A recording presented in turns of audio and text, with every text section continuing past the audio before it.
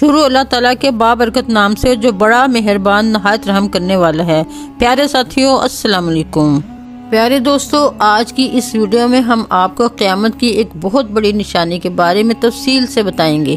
یہ ایک حقیقت ہے کہ قیامت سے پہلے ایسے لوگ آئیں گے جو بہت زیادہ طاقتور ہوں گے۔ ان سے لڑنے کی طاقت کسی کے پاس نہیں ہوگی۔ یہ زمین پر موجود سارا پانی پی جائیں گے، ہر قسم کی کھیتی اور پھل کھا جائیں گے، جو کچھ ان کے راستے میں آئے گا سب نیست و نابود اور تباہ و برباد کر دیں گے۔ اس خونخوار قوم کے بارے میں ہم بچپن سے سنتے آ رہے ہیں اور آج ہم اسی کے بارے میں ویڈیو میں بات کرنے والے ہیں، یعنی یاجوج ماجوج۔ آپ نے یاجوج ماجوج کے بارے میں سنا ہی ہوگا، لیکن آج جو تفصیل ہم آپ کو بتائیں گے شاید ہی آپ نے اس سے پہلے کبھی سنی ہو۔ اللہ تعالیٰ نے ان کا ذکر قرآن مجید کی سورۃ کہف اور سورۃ انبیاء میں بھی فرمایا ہے۔ آج کی اس ویڈیو میں ہم آپ کو یاجوج ماجوج کے بارے میں بہت سے دلچسپ اور حیران کن حقائق بتائیں گے۔ یاجوج ماجوج کون ہیں، یہ کیسے دکھتے ہیں، کہاں رہتے ہیں، کب آئیں گے، اور کیا یہ ڈائناسور یاجوج ماجوج کی قسم ہے، اور بہت کچھ۔ دوستو، دنیا میں کل 4 بادشاہ ایسے گزرے ہیں جنہوں نے اپنے وقت میں پوری دنیا پر حکومت کی ہے۔ پوری دنیا پر ان کی حکومت تھی، جن میں سے 2 مسلمان تھے اور 2 غیر مسلم تھے۔ کافروں میں نمرود اور بخت نصر، جبکہ مسلمانوں میں حضرت سلیمان علیہ السلام اور دوسرے حضرت ذوالقرنین تھے۔ ذوالقرنین کا نام سکندر ہے۔ یہ حضرت سام بن نوح علیہ السلام کی اولاد میں سے تھے اور ایک بڑھیا کے اکلوتے بیٹے تھے، اور حضرت خضر علیہ السلام کے خالہ زاد بھائی تھے۔ آپ نے حضرت ابراہیم خلیل اللہ کے ہاتھ پر اسلام قبول کیا اور کئی سال ان کی صحبت میں رہے۔ یاد رہے، یہ نبی تو نہیں، لیکن ہاں یہ نیک انسان تھے جنہیں اللہ تعالیٰ نے اپنی ولایت عطا فرمائی تھی۔ قرآن پاک کی سورۃ کہف میں حضرت ذوالقرنین رضی اللہ تعالیٰ عنہ کے 3 سفروں کا حال بیان کیا ہے۔ 3 زبردست سفر انہوں نے کیے، اور ان 3 سفروں کے حال ہم آج آپ کو بتانے والے ہیں، جو بہت ہی عجیب اور حیران کن ہیں۔ پہلے سفر کی کہانی یہ ہے کہ سام بن نوح علیہ السلام کی اولاد میں سے ایک شخص آب حیات کے چشمے میں سے پانی پی لے گا تو اس کو موت نہ آئے گی۔ تو حضرت ذوالقرنین نے اسی تلاش میں مغرب کی طرف سفر شروع کیا، اور آپ کے ساتھ حضرت خضر علیہ السلام بھی تھے۔ حضرت خضر علیہ السلام تو اس چشمے تک پہنچ گئے اور اس کا پانی بھی پی لیا، مگر حضرت ذوالقرنین کے مقدر میں وہ پانی نہ تھا اور آپ کو آب حیات نہ مل سکا۔ حضرت ذوالقرنین کا سفر جاری تھا اور آپ چلتے چلتے ایسے مقام پر پہنچ گئے، کیونکہ ویسٹ میں ہی سورج غروب ہوتا ہے، وہ بالکل دنیا کے آخری کونے میں آ گئے، اور سورج غروب ہونے کے وقت آپ کو ایسا منظر نظر آتا جیسے ایک سیاہ چشمے میں سورج ڈوب رہا ہے۔ جیسے کہ سمندری سفر جو کرتے ہیں تو لوگوں کو ایسا لگتا ہے کہ سورج جو ہے وہ سمندر کے اندر ڈوب رہا ہے، لیکن ویسٹ کے آخر میں آپ اتنا آگے پہنچ چکے تھے جو دنیا کا آخری کونا تھا۔ وہاں آپ کو ایک عجیب قوم ملی جو جانوروں کی کھال پہنے ہوئے تھے، اس کے علاوہ کوئی دوسرا لباس ان کے بدن پر نہیں تھا۔ وہ دریائی مردہ جانور کھاتے تھے، اس کے علاوہ ان کی اور کوئی غذا نہیں تھی۔ وہ قوم ناسک کہلاتی تھی۔ حضرت ذوالقرنین نے ان کو دین کی دعوت دی، کچھ لوگ تو ایمان لے آئے اور کچھ لوگوں نے آپ کے ساتھ جنگ بھی کی، اور وہ آخرکار بے بس ہو گئے۔ اس کے بعد اب باری ہے ان کے دوسرے سفر کی۔ اب یہ سفر ایسٹ کی طرف تھا، یہاں تک کہ چلتے چلتے آپ ایسی جگہ پر پہنچ گئے جہاں سے سورج طلوع ہوتا ہے۔ آپ نے وہاں پر دیکھا کہ وہاں ایسی قوم ہے جن کے پاس کوئی عمارت اور مکانات نہیں ہیں، اور ان لوگوں کا یہ حال تھا کہ جب سورج طلوع ہو جاتا تو یہ غاروں میں چلے جاتے، زمین کے اندر چلے جاتے، اور جب سورج ڈھل جاتا تو غاروں سے نکل کر اپنی روٹی کی تلاش میں نکل جاتے۔ یہ لوگ منسک کہلاتے تھے۔ حضرت ذوالقرنین نے ان لوگوں کو بھی اسلام کی دعوت پیش کی۔ اسی طرح کچھ لوگ ایمان لائے اور کچھ لوگ اڑے رہے، آپ سے جنگ بھی کی، لیکن بہرحال آپ نے ان لوگوں کو بھی قابو کر لیا۔ اب ان کا تیسرا سفر تھا نارتھ کی طرف، یہاں تک کہ آپ صدین یعنی 2 پہاڑوں کے درمیان پہنچ گئے، تو وہاں بھی آبادی عجیب و غریب تھی۔ ان کی زبان بہت عجیب و غریب تھی، ان لوگوں کے ساتھ اشاروں سے بھی بہت مشکل سے بات چیت کی جا سکتی تھی۔ ان لوگوں نے حضرت ذوالقرنین سے یاجوج ماجوج کے مظالم کی شکایت کی اور آپ سے مدد مانگی کہ آپ ہمیں ان ظالموں سے بچائیں۔ دوستو، یہ یاجوج ماجوج کون تھے؟ یہ یافس بن نوح علیہ السلام کی اولاد میں سے ایک فسادی گروہ ہے، اور ان لوگوں کی تعداد بہت زیادہ ہے۔ جس کا اندازہ آپ اس حدیث مبارکہ سے لگا سکتے ہیں کہ حضرت عبداللہ بن عمر رضی اللہ تعالیٰ عنہ نے فرمایا کہ جن و انس کے کل 10 حصے ہیں اور ان میں سے 9 حصے یاجوج ماجوج ہیں اور باقی 1 حصہ انسان ہیں۔ آپ ذرا غور کریں کہ اگر اس وقت دنیا میں 7 بلین انسان 7 ارب لوگ ہیں تو اس حساب سے تقریباً 70 بلین یاجوج ماجوج ہو سکتے ہیں، اور ان کی تعداد بڑھ رہی ہے، اور جس وقت یاجوج ماجوج آئیں گے نہ جانے اس وقت دنیا میں کتنے لوگ ہوں گے، تو وہ 10 گنا زیادہ ہوں گے۔ یاجوج ماجوج کی تعداد 10 گنا زیادہ ہوگی۔ یاجوج ماجوج یہ حضرت آدم علیہ السلام کی اولاد میں سے ہیں، ان میں مرد بھی ہیں اور عورتیں بھی، اور ان کے 3 گروہ ہیں، ایک طویل، دوسرا تاریز اور تیسرا منسق۔ ان میں جو بھی مرتا ہے تقریباً 1000 یا اس سے زائد اولاد چھوڑ کر مرتا ہے۔ یہ لوگ بہت خونخوار، بہت وحشی اور جنگلی ہیں، کیونکہ جانوروں کی طرح رہتے ہیں، اور بہار کے موسم میں یہ لوگ اپنے گھروں سے نکلتے ہیں اور تمام کھیتیاں اور سبزیاں کھا جاتے ہیں اور خشک چیزوں کو لاد کر لے جاتے ہیں۔ آدمیوں، جنگلی جانوروں، یہاں تک کہ سانپ، بچھو، گرگٹ، سب کچھ چھوٹے بڑے جانور سب کو کھا جاتے ہیں۔ کچھ لوگوں کا کہنا ہے کہ یہ ڈائناسور جیسے ہیں یا وہی ہیں، کیونکہ ڈائناسور بھی آج سے ہزاروں سال پہلے کھیتوں کے کھیت تباہ کر دیتے اور سمندروں کا پانی پی جاتے تھے اور ہر طرف تباہی پھیلا دیتے۔ ان دونوں میں مماثلت پائی جاتی ہے۔ ممکنہ بات ہے کہ یاجوج ماجوج یہی قوم ہیں۔ جب حضرت ذوالقرنین رضی اللہ تعالیٰ عنہ سے لوگوں نے فریاد کی کہ آپ ہمیں یاجوج ماجوج کے ان مظالم سے بچائیں، چاہے اس کے بدلے آپ کچھ لے لیں، حضرت ذوالقرنین رضی اللہ تعالیٰ عنہ نے کہا کہ میرے پاس اللہ کا دیا ہوا بہت کچھ ہے، مجھے کسی چیز کی ضرورت نہیں ہے، مگر تم اپنی جسمانی محنت کے ذریعے میری مدد کرو۔ آپ نے کمال کیا کہ آپ نے دونوں پہاڑوں کے درمیان بہت بڑی گہری بنیاد کھدوائی، اتنا گہرا کھدوایا گیا کہ اس میں سے پانی نکل آیا۔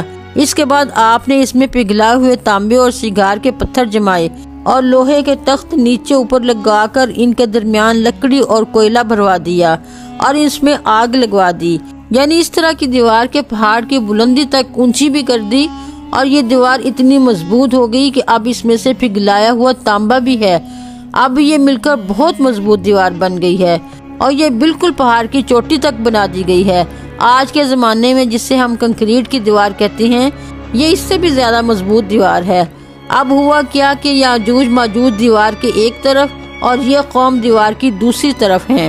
حدیث پاک میں ہے کہ یاجوج ماجوج روزانہ اس دیوار کو توڑ دیتے ہیں، اور یہ روزانہ اس دیوار کو توڑنے کی کوشش کرتے ہیں، مگر جب دن بھر محنت کرنے اور اس کو توڑنے کے قریب پہنچ جاتے ہیں تو ان میں سے ایک کہتا ہے کہ چلو اب کل توڑیں گے، لیکن اللہ کی شان کے دوسرے دن یہ دیوار اس سے بھی زیادہ مضبوط ہو جاتی ہے اور پوری بھی ہو جاتی ہے۔ پھر جب دوبارہ دیوار توڑنے کا وقت آتا ہے تو پھر کوئی کہتا ہے کہ چلو پھر توڑیں گے، دوسرے دن پھر ایسا ہی ہوتا ہے۔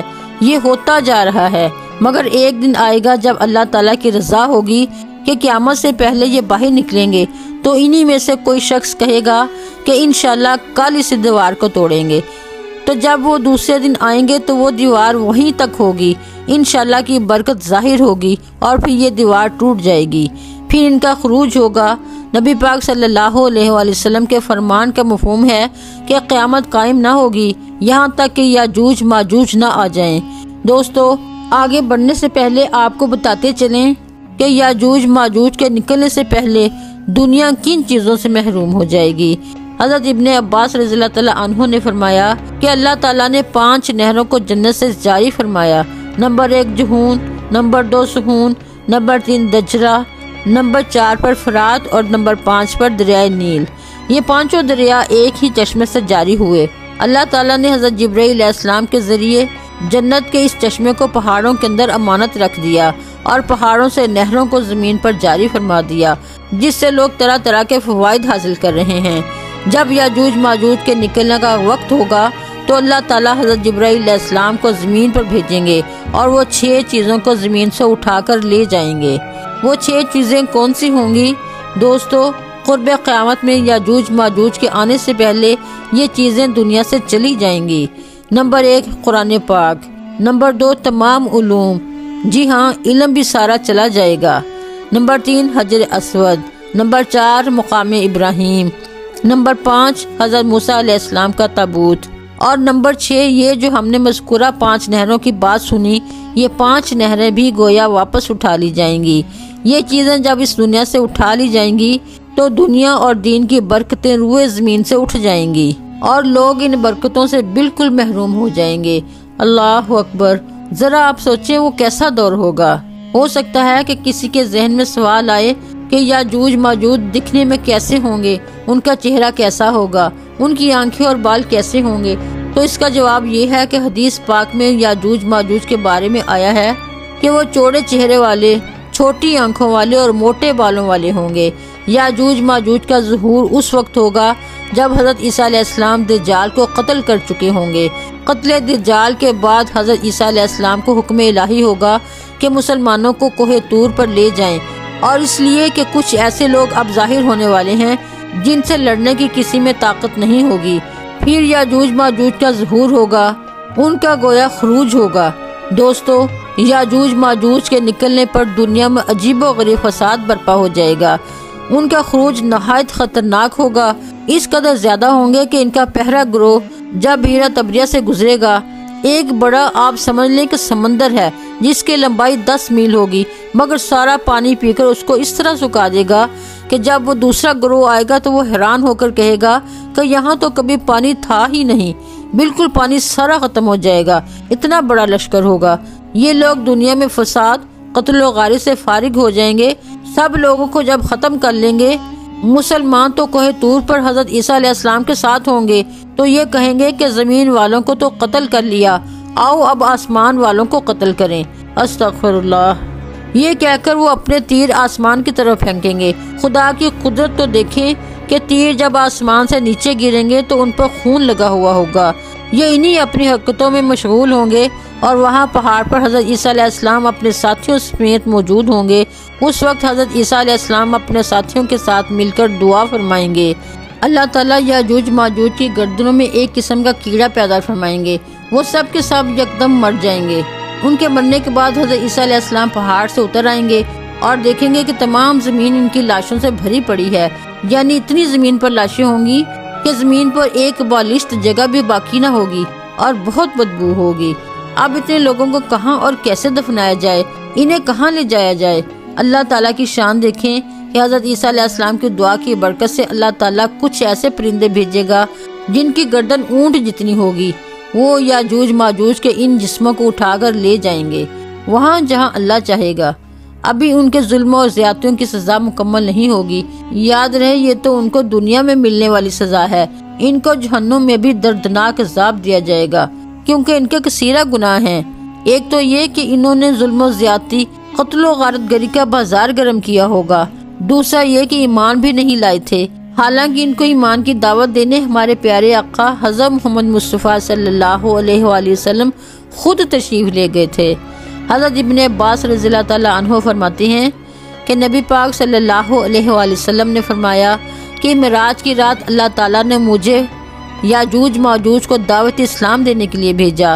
رسول پاک صلی اللہ علیہ وآلہ وسلم فرماتے ہیں کہ میں ان کے پاس گیا، میں نے انہیں اللہ تعالیٰ کی طرف بلایا، انہیں عبادت کی دعوت دی، مگر انہوں نے میری دعوت کو جھٹلا دیا، انکار کر دیا، اور فرماتے ہیں کہ اللہ تعالیٰ کے نافرمان بندوں اور اولاد ابلیس کے ساتھ دوزخ میں جائیں گے۔